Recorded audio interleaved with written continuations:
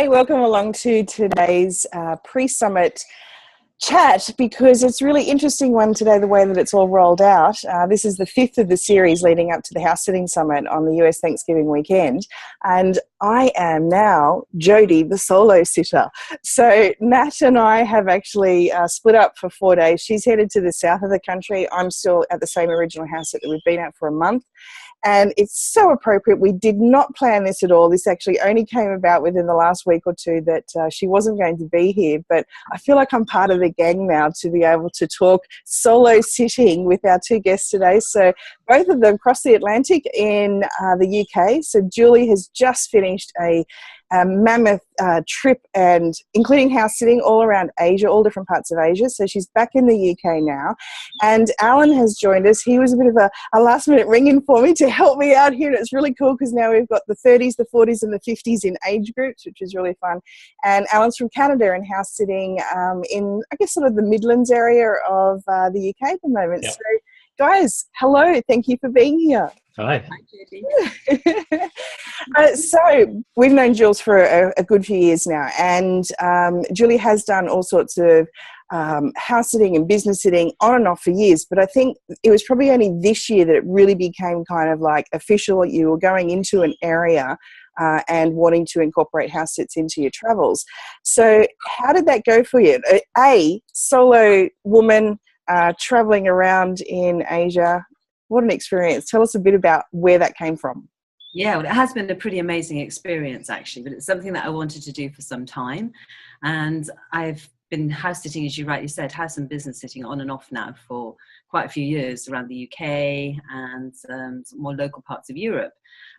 But I headed off on this trip, and I decided before I left that I wanted to incorporate house sitting as a big part of the trip. But I didn't really know exactly how it was going to come together. I've obviously had lots of training from the lovely Nat and Jody here with the House Sitting Academy. So I knew how to do it, but I hadn't actually implemented working with any of the platforms as such up until this particular trip, because all of my house sits up until this point have come via recommendation, friends of friends, etc. So to actually be out there and to be joining the sort of house sitting world as such, and competing, really, it felt like a competition at times for many of the house sits, because you have to be really quite quick off the mark. You know, the house sits get listed, and within minutes, it seems, there are many, many applications for all these amazing sits. Well, let's just put it into context, though, because the area that you were looking at, and, you know, Southeast Asia is a huge area, but it's also one of the lesser known areas for house sitters and house sitting listings. So that sort of enabled the competition part to start with. So there's a lot less listings to choose from, but, you know, being a part of the big platform that has hundreds of people on there. Looks like it. Les is joining us. That's really cool. So we'll bring in the new decade now. We'll have the 60s here as well. Hey Les, thanks for coming. How are you? I'm good. That's good. Well, we've started our chat here, so I'll just quickly introduce. Les is house sitting in Colorado, and we have Alan from Canada, who's house sitting in the UK at the moment, and Julie's just returned from Asia, and she's staying with friends at the moment in southern London. Yeah, south of London. Southwest, yes. So, yeah, Julie, with the Asian stuff, I mean, it as difficult as it was, but you still got them. You still got great house sits. I did. I was very, very fortunate, actually. I managed to secure my first one in Singapore, which was a beautiful, beautiful sit for a lovely, huge puppy Labradoodle who you would have thought was more like 10 years old and the size of a horse. And it was absolutely gorgeous. And I had a 2-week sit at this fabulous location. I thought I died and gone to heaven, actually. The property was on an amazing complex. Lots of swimming pools, lots of things to do, beautiful walks, marinas, fantastic lifestyle. And the dog himself was just gorgeous. So I fell on my feet there. But as you rightly pointed out, Jodie, there aren't that many available sits in Southeast Asia at the moment. So yes, competition for that particular part of the world can be quite sort of fierce almost. But what I found happened, because once I'd secured the first sit, and the house owner was really happy. She, off her own bat, decided that she was going to put out the information about me on all the local groups, Facebook groups of the expat wives in Singapore, which was wonderful, because rather than my advertising myself, the fact that she was prepared to advertise me made a big difference, because then people were contacting me, and I had a lot of requests actually following that initial sit, thanks to her advertising on my behalf. That's awesome. So, yeah, which was great. So I ended up doing another 2 more sits then in Singapore. So I spent a total of 2 months there altogether. So I left Singapore, went to Thailand, and came back again, and had a fantastic time there. So word of mouth does make a big difference. Absolutely. So if you have your house owner on your side and they're quite sort of social media savvy, if they can help spread the word for you amongst their community, because most of the sits are for expats anyway. Yeah. That does make a big difference.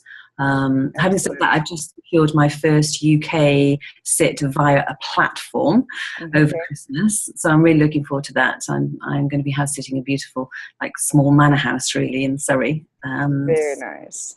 Fabulous. Well, now it's probably appropriate to go over to Alan, who's actually had a very cool experience, because we're going from a very hard, like, fewer options of Asia to the UK, which is like this plethora.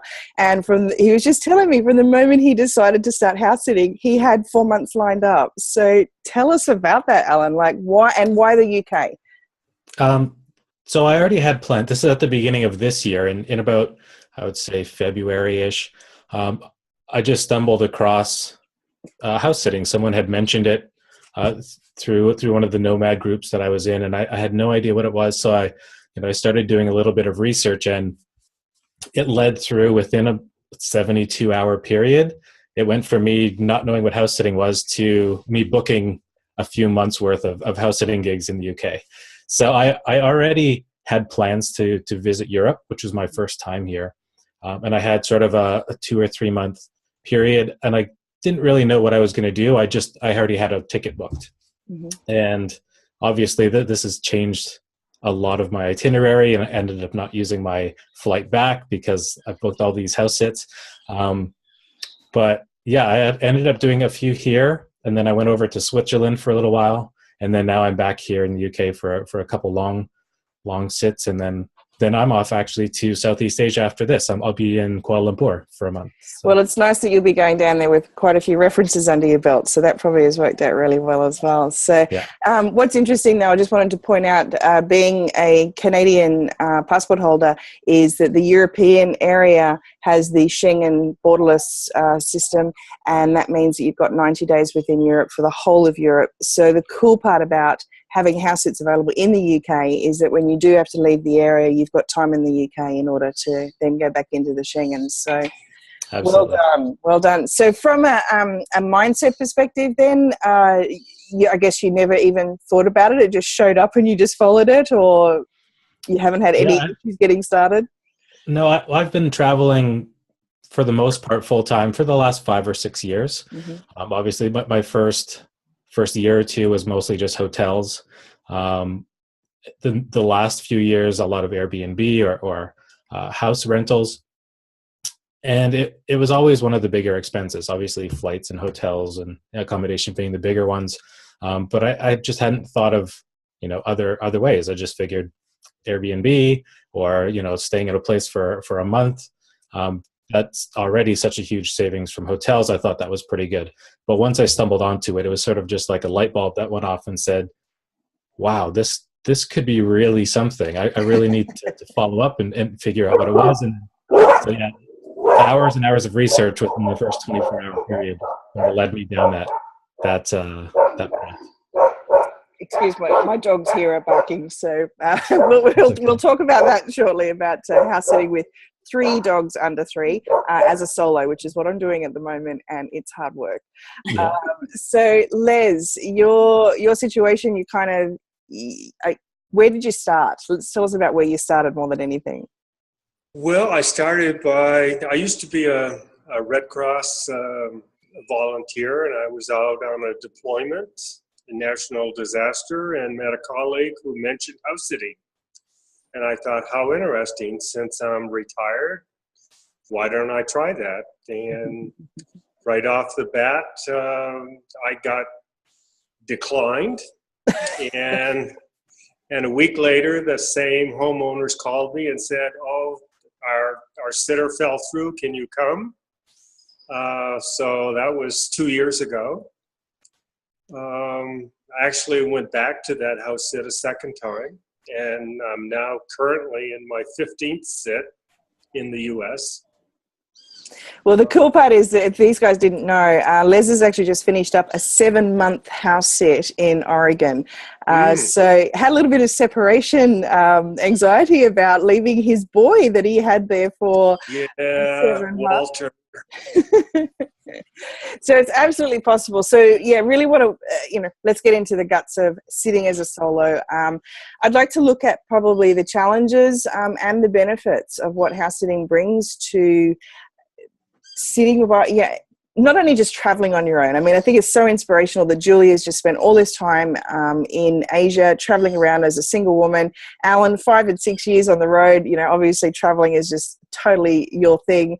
And even Les, like with traveling around in the US and as a retired person, getting the house sits, when I guess there are people out there that have a belief that it's easier for retired couples than it is for singles. So let's have a bit of a myth-busting session, or a bit of a, have you had any challenges? Please just jump in if you've got a story to share about your experiences. Found that. You haven't found that? No, I haven't found that. There are some people who specifically ask for a couple, or for a single woman, or just a single. I pretty much ignore that, and if it's a place I like to go, I apply anyway. And if it works, it works. If it doesn't, it doesn't, and I move on to what's next. Yeah. Alan, sorry, you were going to say? I was going to say, when I first started, I don't know if it was necessarily a misconception, but in my head, I had sort of thought about that, like maybe this is going to be easier for couples. And one of the big things that I was trying to figure out how to overcome was being in my 30s as a single guy. Oh, you must want to party all the time, surely. Exactly. How do I convey to people that I'm going to be responsible, that I don't party, I'm not going to, trash their house? How am I going to, get over that? Was sort of my first debate in my head. Yeah.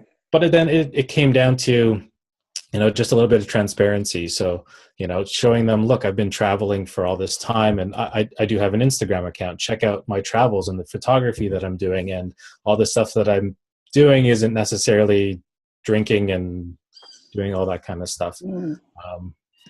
So I think it's about how you portray yourself. Yeah. And the mindset you have coming into it. So I knew I was responsible. I knew I wasn't a partier. And it just, being straight up and honest with people in how I write, or how I had interview conversations with them. Yeah, and I think it is interesting with the age groups as well, because there's always going to be a preconceived idea that younger people are going to, be less responsible, and that, retirees are going to be more settled and at home with their animals all the time. But Julie, I think what I'd like to bring up with you is more the security aspect of a single woman. Have you had any, especially sort of traveling on your own through Asia, was anybody concerned about you being on your own? No, from a security point of view, I haven't had any problems whatsoever, actually. Yeah. I think the only slight anxiety was more from my side, being on my own with the full responsibility for looking after the house and the animals. What would happen if something happened to me? That was more of my concern. So one of the big things that I made sure I went through with the house owners was that they supplied me with a list of people to contact if anything happened. So there was always a fallback and somebody there that I could call if necessary. And also we had an agreement where I would check in at least every 48 hours. Mm-hmm. That was driven more by me, actually, in fairness, than the homeowners. The homeowners didn't say, we want to hear from you every day or anything like that. But it was more a case of, because I was on my own, I wanted them to be reassured that if, God forbid, something had happened, that if they hadn't heard from me for 48 hours, then they were to call, you know, somebody else who could sort of check in on the situation. And I guess that would have given you a lot more peace of mind too. It's almost like, you know, you're making sure that you're okay as well. Yeah, exactly. But I think it's really important because you take on responsibility for the animals. I'm obviously much more concerned about the animals than the house in a situation like that. And 48 hours, you know, if something had happened, 48 hours, most animals would be okay. Get past a certain period, then, you know, maybe I'm being over anxious about it, but I just think it's important to think about these things. Yeah. And then once, you know, you've sort of ticked that box, then move on and just, you know, everybody just enjoy the whole experience. Well, part of this, excuse our dogs, part of this whole inspiration series for the pre-summit panels is to look at all the different kind of segments of society, because, you know, we have an absolute belief that house sitting is for everyone. Or is for anyone, but not for everyone, because these responsibilities that you guys have mentioned, and the different situations, whether you're on your own, you know, somebody with 3 children or young toddlers might be thinking, oh, it's hard for me to get a house sit, but they still can get house sits. So couples, you know, young, old, gay, straight, singles, that's the cool part. And it definitely is about your attitude. And you know, I love that all you guys have got this great attitude going into your house sits. So if there's no real challenges about sort of coming up against the competition, other than Julie had mentioned location competition, you know, some of these house sits in Asia were going really quickly. Can you think of any other potential? Actually, no, let's move away from challenges. Let's look at the benefits, because traveling on your own, you know, if you're going into a house sit, sometimes you're actually not in a tourist area, you're a bit off the beaten track. How is that for you? Like, do you need the social interaction of community? Do you get to meet the neighbours? I was really grateful actually for the pacing of the house sitting, because on my trip I was combining with travel with house sitting. So some of my travel was self-funded in terms of the accommodation, and then some of the accommodation was then supported by the house sitting. And so after running around Southeast Asia from place to place to place, it was really lovely to have the longer term house sits. So yeah, so I was really, really grateful to be there. It was lovely to have the space, spend time with the animals, and to be able to totally relax, catch up on my work as well, because at the same time I was trying to keep my business running. So after doing lots of juggling and lots of traveling, it was a real gift actually to have the sits that I've had in beautiful places with lovely animals, and just to be in that one place for a little while and just to relax into the local community actually and culture. I did meet people at all of the sits, but that wasn't a big driver for me at the time. Yeah. But having said that, next year I want to be doing much longer sits. And for me, it will be important that the sits are in areas where there is a local community. Yeah. But as a single person, again, you know, I agree with Les when he says that he just applies for anything if it's something that he wants to do. And I think that's really important. I think it's important to know what you are prepared to do and the kind of locations that you want to be in. And sometimes that only comes from experience, actually, having done a few. And then the more you do, the more you fine-tune what it is that you will and won't do. And then once you're quite clear and you understand where you're coming from, then to apply for anything that fits your criteria. Otherwise, it's a bit of a scattergun approach, which I know that I've done exactly the same thing right at the beginning. I was just applying for everything, which was ridiculous, because some sits, there's no way I was going to do, you know, single sitting with. One of them would be here right now, and I don't even think as a 33-year-old young, fit, healthy male would be interested in 3 dogs under 3 that you have to walk sometimes on the lead, sometimes without, and they are crazy. I'm going to need a holiday after these 4 days of doing this on my own. Yeah, so it's knowing your limitations, Jodie. Yes. I think you got to be really clear about your expectations, and to be clear with homeowners, what do they expect from you. I've learned the hard way that if there's a red flag, you must pay attention to it. Don't look past it. I pretty much insist on visiting with people FaceTime or Skype, and give give both of us a chance to see and hear each other and really get a feel for each other. I too prefer the longer term sits. It takes me 3 or 4 days to settle in now that I've done a few, and it just gets easier and easier. As a solo traveler, you're asking about some of the benefits, and I think for me, it was when I started, I did do a lot of very short sits. There's maybe a couple of weeks where I was doing 3 to 4 day ones back to back to back. I could do them because I did plan in the UK. They were all sort of close to each other, so I wasn't having to travel hours. But being solo, it allowed me to easily sort of bounce around, which is kind of not an easy thing to do. It's very, time consuming, all the traveling and the meeting new people every 2 or 3 days and getting to know their pets only for a few days. But being solo was a lot easier for me to do that. I did it because I was wanting to get as many references as possible and sort of building credibility. But I have a feeling that strategy would have been a lot harder as a family. Yeah, definitely up and moving the families. But I think you raised a good point there about particularly the getting started, like saying yes. And I guess even there's a segue between, if you've been solo traveling, and like Julie was saying, you do tend to go from place to place because you're checking out the places, you're moving, you go into this hotel or Airbnb, it's not great, you have to move anyway. So this constant moving thing happens. So to segue into some short house sits, it's like a win-win where you get your references, you're helping people out, which is the main thing. The pets need you anyway, and you're just getting a feel for the whole, is this for me or not? I can do 2 or 3 days looking after somebody's animal. I want to feel into, do I feel comfortable in somebody else's house, and do they feel comfortable having a single person here, or whatever it may be. So I think it's absolutely ideal.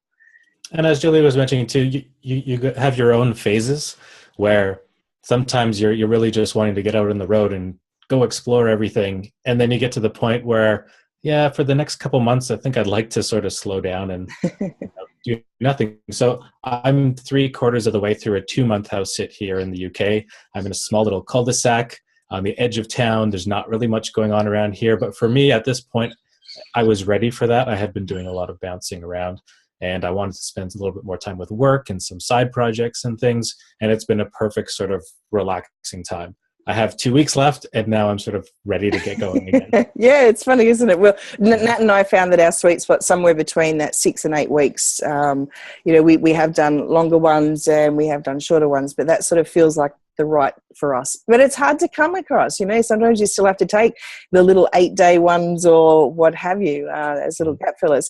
So I do know that Julie had a couple of really cool experiences while she was in Asia, and I'd like to hear from the boys as well, see if you've done any of this as yet.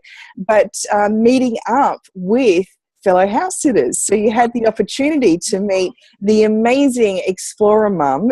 Ruth Johnson and her son Louis have been travelling for years, and that was awesome. And then meeting up with 𝗖𝗄𝗄𝗧 as well. So that kind of community thing is happening, isn't it? Yeah, absolutely. Now, I think at a point you have to sort of almost make it happen as well. In Kelly's case, for instance, I'd seen a post from her on Facebook. I think it must have been on one of the house sitting groups, actually. And she was very, very excited. She posted some pictures that she just received her 3-month visa, I think it was, for Vietnam, and I was going to be heading to Vietnam as well.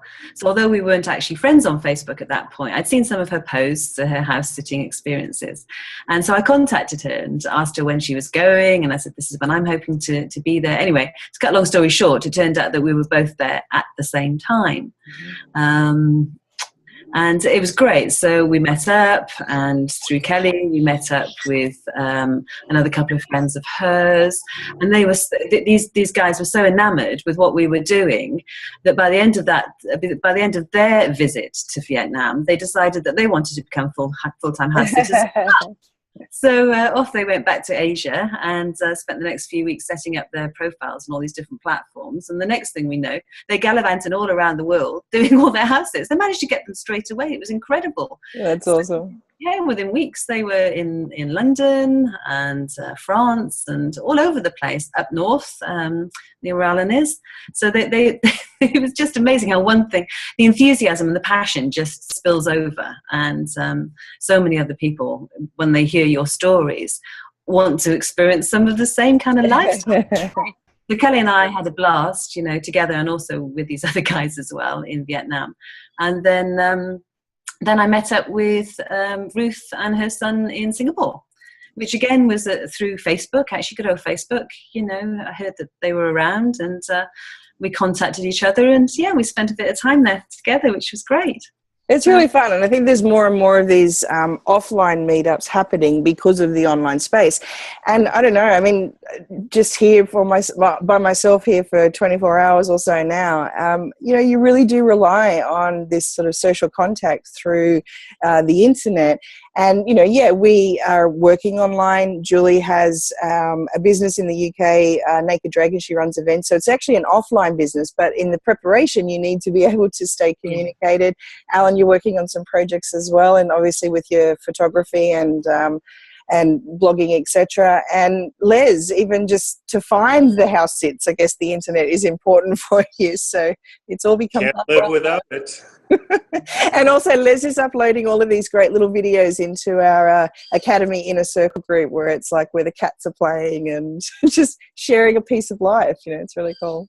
Yeah, I also locally in my sit in Oregon, I met a couple that have an Airbnb in their home, but they also have people come and house sit for them, and they also do some traveling and do house sitting around the Southwest.